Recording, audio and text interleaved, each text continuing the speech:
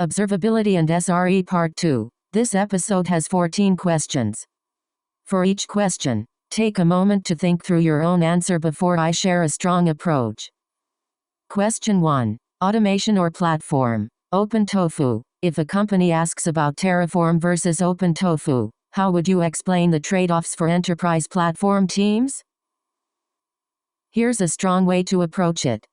Terraform, HashiCorp, offers the most mature enterprise ecosystem, official provider support, and Terraform Enterprise or Cloud's managed features, but comes with licensing changes that affect commercial redistribution and some vendor lock-in concerns. OpenTofu is a genuinely open-source fork maintained by the Linux Foundation with growing community momentum and full compatibility with existing Terraform configurations, appealing to teams concerned about licensing terms or wanting more community influence over the roadmap. The practical trade-off for most teams is ecosystem maturity and vendor support versus licensing freedom and community governance.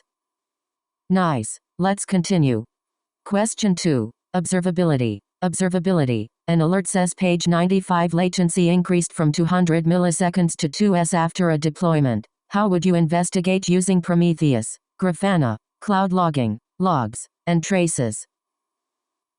Here's a strong way to approach it.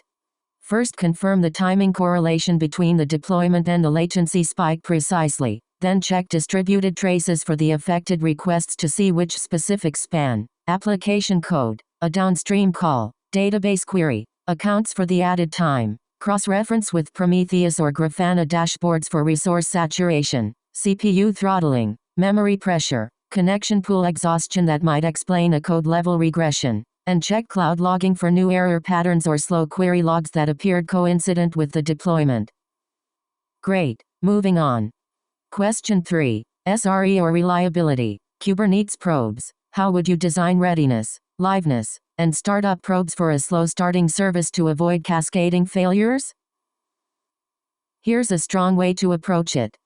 Use a startup probe with a generous failure threshold to give the slow starting service enough time to initialize before liveness or readiness probes even begin evaluating it, preventing Kubernetes from killing a container that's simply still starting up. Configure the readiness probe to genuinely reflect whether the service can handle traffic, checking real dependencies, not just processes running, and keep the liveness probe conservative, only failing on true deadlock or hang conditions, since an overly aggressive liveness probe causes unnecessary restarts that can cascade into a crash loop under load. Alright, next question. Question 4. Observability. Monitoring tools. Which monitoring tools have you used in production? Here's a strong way to approach it. A typical production stack combines Prometheus and Grafana for metrics and dashboards, cloud logging or ELK for centralized logs, OpenTelemetry-based distributed tracing, and cloud monitoring for GCP native infrastructure metrics and alerting. The specific combination depends on the environment, but the underlying principle is always correlating metrics, logs, and traces so an incident can be diagnosed from a single, connected view rather than jumping between disconnected tools. Let's keep going. Question 5. Observability. Alert creation. How do you create useful alerts without creating noise? Here's a strong way to approach it. Alert on symptoms that directly indicate user impact, error rate, latency breach, slow burn, rather than every underlying cause. Require every alert to have a clear owner and actionable runbook, and use burn rate or trend-based thresholds rather than static values that trigger on normal variants. Periodically review which alerts fire without leading to action and remove or fix them, since that's the leading cause of alert fatigue. On to the next one. Question 6. SRE or reliability. Production troubleshooting. How do you troubleshoot production issues end-to-end? Here's a strong way to approach it. Start by confirming and scoping actual user impact before diving into root cause, then work through the request path systematically. Load balancer, application, dependencies, infrastructure, using metrics, logs, and traces to narrow down where the failure originates rather than guessing. Mitigate impact first, rollback, scale, failover, if a fix isn't immediately obvious, and only pursue deep root cause analysis once user impact is under control, closing with a postmortem that turns the finding into prevention. Good. Here's another one. Question 7. Observability. High CPU or memory. How do you investigate high CPU or memory usage? Here's a strong way to approach it. Check whether the spike correlates with a recent deployment, traffic increase, or a specific scheduled job, and use profiling tools, PySpy, Prof, or APM tooling, to identify which code path is actually consuming the resource rather than guessing. For memory specifically, distinguish a genuine leak, steadily growing, never released, from expected high but stable usage, a large cache, since the fix differs completely between the two. Nice. Let's continue. Question 8. SRE or reliability. Failed production deployment. A production deployment failed. What steps would you take? Here's a strong way to approach it. First, assess actual user impact and roll back immediately if there's any risk of ongoing harm, rather than debugging live while users are affected. Once stable, review deployment logs and the specific failure point to understand root cause. Verify whether the rollback itself was clean, no partial state left behind, and only attempt to redeploy the fix after confirming the actual cause and adding whatever test or gate would have caught it beforehand. Great. Moving on. Question 9. SRE or reliability. Application inaccessible after deployment. Users cannot access the application after deployment. How would you debug it? Here's a strong way to approach it.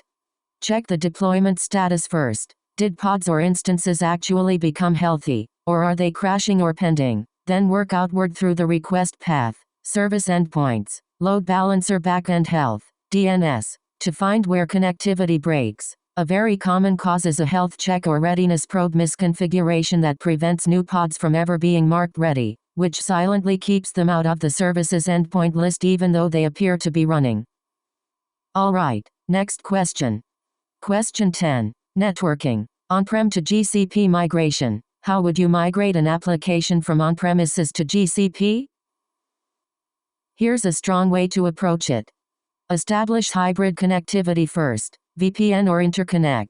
Replicate data continuously rather than a one-time dump so the GCP environment stays current, and build out CI or CD, observability, and security in GCP before cutover so the new environment is production ready from day one. Cutover gradually, a subset of traffic or a maintenance window, with the on-premises environment kept available as a rollback option until the GCP side has proven stable under real production load. Let's keep going. Question 11. SRE or reliability. Disaster recovery. How would you implement disaster recovery? Here's a strong way to approach it.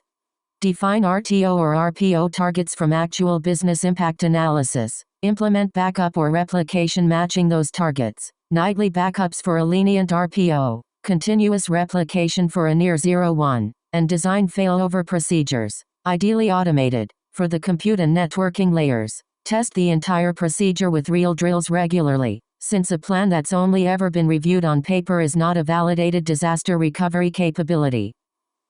On to the next one.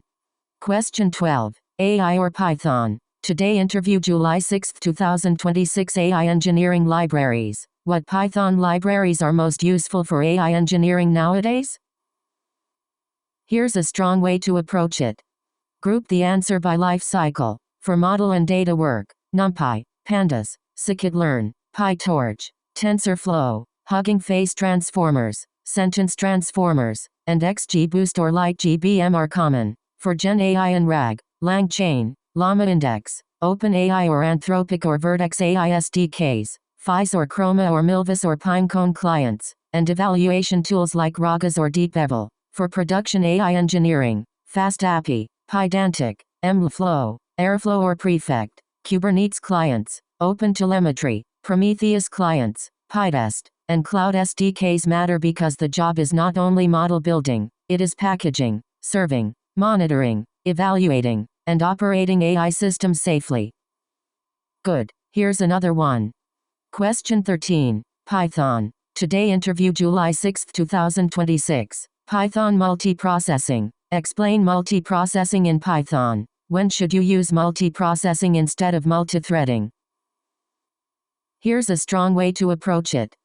Multiprocessing runs work in separate OS processes, each with its own Python interpreter and memory space. It is useful for CPU-bound work because separate processes can run on multiple CPU cores and avoid the global interpreter lock limiting Python bytecode execution. Use multithreading mostly for I or O-bound tasks such as network calls, file reads, or waiting on APIs. Use multiprocessing for CPU-heavy parsing, image processing, feature computation, encryption, compression, or batch transformations. The trade-off is higher overhead. Data must be serialized between processes. Process startup is heavier than threads, and shared state needs queues, pipes, shared memory, or external storage. Nice. Let's continue.